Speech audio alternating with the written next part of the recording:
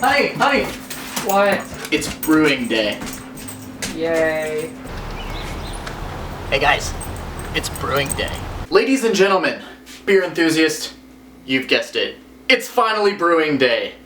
I could barely sleep last night because I was so excited for you to mash that like button, am I right? No, but seriously, I could hardly sleep. I cannot wait to get brewing. The first thing I have to do is sanitize and clean up the kitchen over here before we can start brewing, because sanitization is key. Today, my choice of alcohol is Tip the Cow. It's a milk stout espresso from Single Speed Brewing. One of my favorites. I very much enjoy coffee. I very much enjoy beer. What's not to love about it? Grab your beers.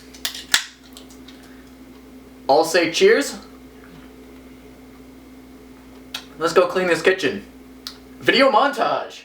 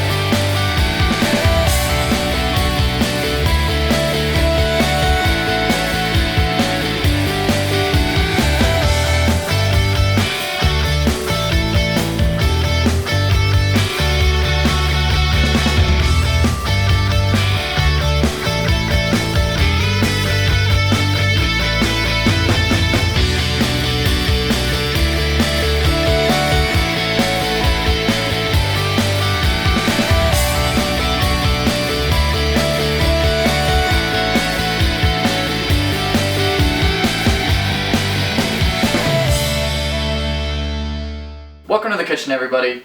So we just got done sanitizing and cleaning the entire kitchen. We have to have those clean surfaces. Right over here, we got our pot with water in it. 4 cups of water is what it called for. So we're ready and about to start heating that up here in a minute. Over here in the sink, we have the brewing extract in hot water. It said to take the label off and let it soak in the hot water. So that's what that's doing. And right next to it here in the sink, we have everything sitting in the no rinse sanitized liquid. So that is all getting clean at the moment. We'll return everything back to that when we're done using it. That way it stays sanitary. I think we're ready to get brewing. What the instructions tell us to do is to open the can of brewing extract from the bottom and pour it into the boiling water. Stir until thoroughly mixed. So it says we should go ahead and let this water boil here. So that's exactly what we're gonna do. Well, off camera, I went ahead and switched to a smaller pot. Before I had one of those really large pots, but instead we switched to just a regular noodle pot because there wasn't a lot of water in there, and I actually thought that there was gonna be more. And I decided it'd be easier to do everything in this smaller pot. So that's what we went ahead and did. Looks like the water is just about ready to boil, which means it's time to get that can of extract open and ready to pour in here. Once this pot of water comes up to a boil, it says to remove it from heat and then add that extract. So that's exactly what we're gonna do. A few moments later. Now that the water is boiling, we're going to remove it from heat. We are going to take the beer extract and open it from the bottom. Our can opener has been soaking here in the cleanser, so it's all nice and clean. There are 4 ingredients needed to make beer: malted barley, hops, water, and yeast. When you mix 3 of those ingredients, excluding the yeast that is, that's what gets you your wort. The wort is what we are preparing right now. This is a very shortcut version. Since this is a beginner kit, all of those steps are extremely simplified. But that's the nice thing about brewing, is that no matter the skill level of the brewer, all brewing consists of the same basic steps. Sanitizing, creation of the wort, fermentation, and carbonization. Kits like this for beginners like me, they come from many different manufacturers at a bunch of different price points. So really, you could get into homebrewing really easily. We're gonna let the spoon rest right over here. And the next step in the instructions say to fill the keg over there with cold water. So, and then we mix the wort with the cold water in the keg. This jug of water here was refrigerated, so it's nice and cool, right around the temperature that it wants. It says refrigerator temperature. What better way to achieve refrigerator temperatures than put it in the refrigerator? Now there's a line here on the back that we have to fill to, line number 1. That's what we'll fill with this cold water here. It's actually quite a bit of water. For anyone that says beer isn't healthy, it's like 95% water. Definitely healthy. Well, the line is exactly at 1 gallon. The water's all gone, which means it's now time to add the wort. This one here has a very nice wide mouth. Usually you'd probably want to use a funnel. In my case, I don't have a funnel at the moment, so we're just gonna wing it, see how it goes. We should probably do this over the sink though. And in it goes. We definitely lost a little bit. Now what we have to do with the wort and water mixture is add more water and fill it to line number 2, which should mean 2 gallons. Sadly, we lost some of the wort in the sink. You definitely should have a funnel, or pour a little bit more cautiously than I did. And line number 2. There we go.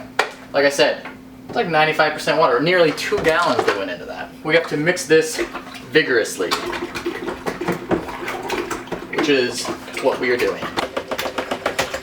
Now that we've done some vigorous stirring, it's time to put the spoon away. Dip the yeast packet in the sanitizer over here. Now we sprinkle the entire yeast packet into the barrel. Whatever you do, don't stir it. We're gonna take our lid and screw it on. It says that there's little ventilation holes which will allow air to get out but not get in. I saw little slats in the plastic, so I'm guessing that's what they were talking about. But now that the lid is on, it's a waiting game. This specific yeast calls for somewhere between 65 to 72 degrees, I believe it was. So we're gonna go try to find a spot for that. I believe I have a good spot down in the basement that is dark enough and cold enough for this beer to ferment. The closest we are to the 65 degree range, the better. Once we get this all nice and wiped down, we will head down to the basement and see if we can't figure out a perfect spot for this to sit. When we transport it down, we want to be sure to not shake it. Shaking it's not what it wants. It wants all the yeast to sit on the top and it will naturally go down to the bottom. The last thing that we're going to do before we take the fermenter down to the basement is put on the stick-on thermometer that I bought. This will help us ensure that we are staying in that ideal temperature range for the yeast to react properly with the wort that we have created from a can. It's got to sit down in the basement for about 2 to 3 weeks depending on how long the process takes. It's very crucial that we maintain that temperature and are able to track to make sure that we're staying in that ideal range. And just like that, we have a thermometer. The good news is we keep our house at about 68 degrees. And there's only one vent down in the basement. And because basements are cooler, I'm hoping that we'll be able to leave it there and it be in the right temperature range. Welcome to the basement, everybody. Here is where our beer keg fermenter will be stationed. We'll be down here frequently checking on it, and we'll also be checking on the temperature on the back of it as well to make sure that it doesn't get too cold down here. Because it is a little chilly now that I'm sitting down here with the air conditioning running all day. It's been very humid here. So we'll make sure to keep an eye on that. So it's actually pretty dark down here. I can turn the lights off, so it gets very dark back there. It won't be getting any sun, especially under that box. So we should be good in that realm. Well, everybody, it is a few days later, and we're down here in the basement checking up on the fermenting process, seeing how it's going. It's looking okay from the side here. You can see we have all of the yeast still sitting up at the top, which is good. However, if you look at the thermometer here on the back, it says we're sitting between 61 and 64 degrees, which is too cold for this yeast. We need to be up here at about 68 to 64. So we're gonna have to find a different spot for this. Okay, so we just got done moving the fermenter from the basement downstairs. Upstairs here in the pantry, it's kind of a mess, but that's okay. We cleaned out this side right here and made room for our fermenter to sit. I also had to move the thermometer from the back to the front so I could read it easier now that it's sitting in here. So we'll give it a few days here. We can shut the door so it won't get any light. Should be a little warmer up here. And we'll see if it warms up at all and gets out of that 64-degree range. I want to give a huge thank you to everyone for tuning in to the third video here on Ideal Homebrewing. This is the second video in the series, which I have named the Mr. Beer Experience. Obviously, the first one was the unboxing. If you haven't checked that one out yet, there will be a link right up here. It was where we unboxed everything in the kit and also took a look at what else there was that I purchased from their online website. A link for their website will be down below. Not sponsored, of course. I'm just a beginner. I just think it's a great kit for any one of you that might want to get into homebrewing. Today, took me 30 minutes. Not bad at all. So if you're interested in homebrewing, check it out. We can maybe chat. Let me know what your favorite type of beer is down in the comments below. Is it a craft beer, domestic beer, imported? We'll see you guys again next week. Thank you so much. Cheers to you. Much better than Michelob Ultra. Seriously, check out Tip the Cow by Single Speed Brewing. It's really good.